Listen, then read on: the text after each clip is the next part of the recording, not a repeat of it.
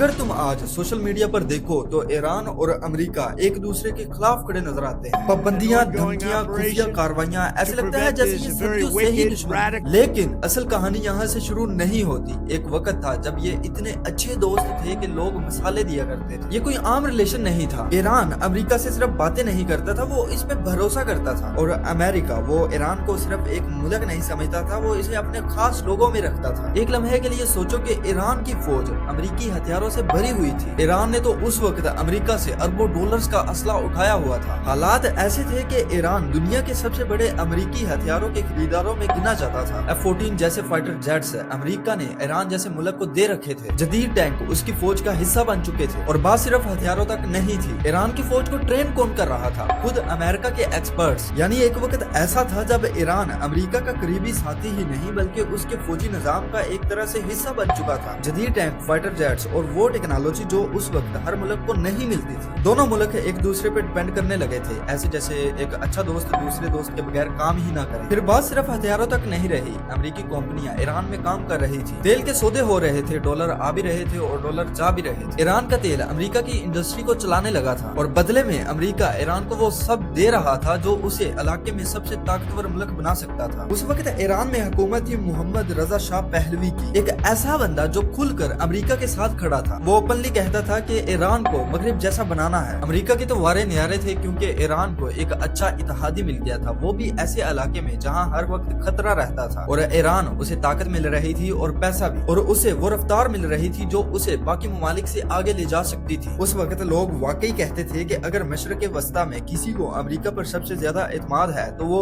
Iran है, और अगर अमेरिका आंख बंद करके किसी मुल्क पर एतमाद करता है तो वो भी ईरान है। ये कहानी इतनी सीधी नहीं है क्योंकि जहाँ फायदा होता है वहाँ कुछ चीजें छुपाई भी जाती हैं। और यहाँ भी कुछ चीजें ऐसी थी जो आम लोगों को नहीं बताई जा रही थी। बाहर से तो सब कुछ परफेक्ट लग रहा था, कारोबार चल रहा था, हथियार आ रहे थे और हुकूमत भी मजबूत थी। लेकिन कुछ लोग अंदर सवाल उठाने लगे थे कि ये सब हो क्या रहा है, हम इतना बदल क्यों रहे हैं? और सबसे बड़ा सवाल, ये फैसले हम खुद कर रहे हैं या कोई और हमारे लिए कर रहा है? ये सवाल शुरू में छोटे थे, लोग खुलकर इस पर बात नहीं करते थे बल्कि आहिस्ता आहिस्ता आपस में बात करते थे। लेकिन तारीख में एक असूल है, जब सवाल दबाए जाते हैं तो वो खत्म नहीं होते बल्कि वो जमा होते रहते हैं और एक दिन वो फट जाते हैं। और ईरान में वो दिन आने वाला था, ऐसा दिन जिसके बाद वो ना दोस्ती बचेगी, ना वो भरोसा, और ना ही वो ईरान जो अमेरिका के साथ खड़ा था। 1953 में ईरान में एक वजीर आजम थे मोहम्मद मुसद्दिक। उन्होंने एक बड़ा फैसला किया, ईरान के तेल को कौमी मलकियत में लेने का। सादा अल्फाज में ये कि जो तेल पहले बाहर वाले लोग कंट्रोल कर रहे थे वो अब ईरान के हाथ में होगा। ये फैसला ईरान के लोगों में बहुत मकबूल हुआ, लेकिन बाहर खासतौर पर अमेरिका और उसके इत्तेहादियों को ये बात पसंद नहीं आई, क्योंकि तेल सिर्फ तेल नहीं था बल्कि ये एक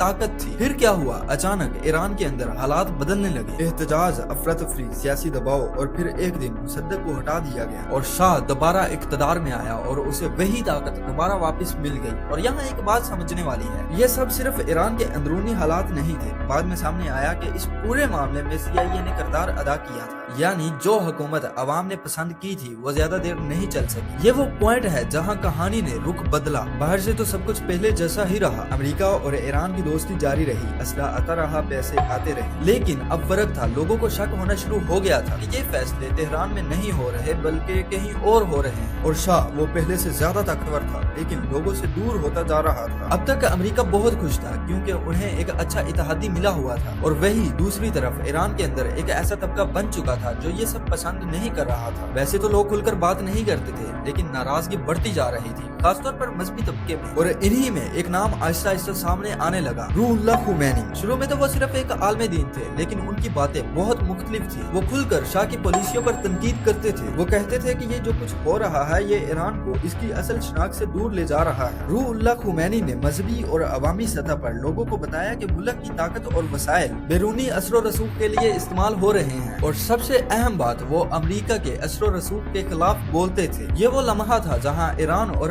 अमेरिका की दोस्ती को अंदर से चैलेंज मिलना शुरू हो गया था। एक तरफ तो गवर्नमेंट जो कि अमेरिका की इत्तेहादी थी और दूसरी तरफ एक आवाज जो लोगों तक आहिस्ता आहिस्ता पहुंच रही थी। यहाँ कहानी इतनी सीधी नहीं रही। अब ये सिर्फ दो मुल्कों की दोस्ती नहीं रही बल्कि अंदर की लड़ाई बन चुकी थी। ईरान के अंदर ही दो रास्ते बन चुके थे। एक रास्ता वो जो अमेरिका के साथ था और दूसरा वो जो इस सब को खत्म करना चाहता था। और अब सिर्फ टकराव होना बाकी था, ऐसा टकराव जिसे कोई रोक नहीं सकेगा। शाह और अमेरिका के दरमियान जो दोस्ती थी वो सिर्फ हथियार तक महदूद नहीं थी। ये एक मुकम्मल सियासी और इक्तिसादी इत्तेहाद था। अमेरिकी कंपनियों को ईरान के तेल के शोबे में इन्वेस्टमेंट करने की इजाजत थी और बदले में ईरान ने मगरबी मफादात के मुताबिक पॉलिसियां अपनाई। ईरान के अंदर एक खुफिया नेटवर्क था जो शाह की पॉलिसियों को लागू करवाने और मुखालफत को दबाने के लिए काम करता था। ये नेटवर्क अमेरिका के मशवरे और मदद से फाल था। आम लोग और मजहबी रहनुमा ये महसूस कर रहे थे कि ये ताकतें अवाम की मर्जी के खिलाफ काम कर रही हैं। एयर फोर्सेज और पुलिस के महकमा में अमेरिका के एजेंट्स शामिल हो गए थे। ये लोग सिर्फ फौजी तरबियत देने तक महदूद नहीं थे बल्कि शाह के फैसलों की निगरानी, माली लेन देन की निगरानी और सियासी मुखालफिन की खामोशी के लिए काम कर रहे थे। इसी दौरान खोमैनी और उनके साथी बैरूनी दुनिया के साथ राब्ता बढ़ा रहे थे। वो अवाम को दिखा रहे थे कि मुल्क की ताकत और वसाइल कैसे कुछ लोगों की जेब में जा रहे हैं। ये पैगाम अवाम के दिलों में असर डाल रहा था, खास तौर पर शहरों में नौजवानों और तजारती तबकात में। अब वो मोड़ आ गया जहाँ ये सब खुलकर सामने आ गया। लेकिन शाह की हुकूमत और अमेरिका के साथ ताल्लुकात अभी भी बरकरार थे। मजहबी रहनुमा और अवामी रहनुमा ऐसी तकरीरें कर रहे थे जो कभी नहीं। ये वो मुकाम था जहाँ दोस्ती और इत्तेहाद के दरमियान दरार हुई और ये दरार बाद में इंकलाब की शक्ल में नमूदार हुई। अमेरिका के अंदर कुछ लोग समझ रहे थे कि ईरान के अंदर हालात बदल सकते हैं, लेकिन अमेरिका जल्दबाजी में कोई कदम नहीं उठाना चाहता था क्योंकि उन्हें एक मजबूत इत्तेहादी चाहिए था। शाह के पास इतनी ताकत थी कि वो इब्तदाई मुजाहरों को काबू में रख सकता था, लेकिन अवाम की नाराजगी छुपी हुई नहीं रह सकी और खोमैनी का किरदार यहाँ फैसला कुन हुआ। उन्होंने छोटे छोटे एहतजाजों को बड़ी तहरीक में बदल दिया, लोगों के दरमियान राब्ते बनाए और शाह की पॉलिसियों के खिलाफ शौर पैदा किया। ये सब देख कर अमेरिका को एहसास हुआ कि उनकी इत्तेहादी हुकूमत खतरे में है। बात फिर वही है कि फौरी कदम नहीं उठाया गया क्योंकि तेल की और असले की तजारत ऑलरेडी चल रही थी। ये सब अंदर की खुफिया कार्रवाइयों,